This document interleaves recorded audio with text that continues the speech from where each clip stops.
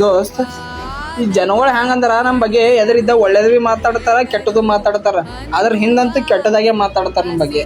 ಸರಿ ಅದ ದೋಸ್ತ್ ನೀ ಹೇಳ.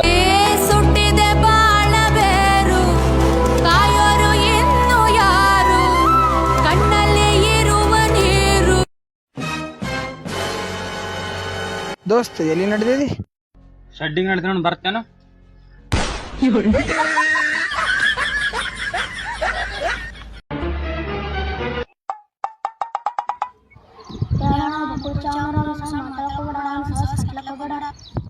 ಏಯ್ ನೀವ್ ಎಷ್ಟ್ ಮಂದಿ ಅಣ್ಣ ತಮ್ಮರು? ಇಬ್ಬರು. ಮುಗೋರಿದ್ರೆ ಅಣ್ಣ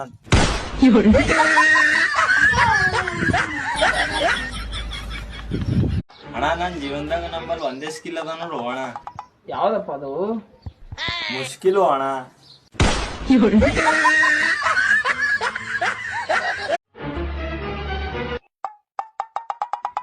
ಏನ್ ಬೇಕ್ರಣ?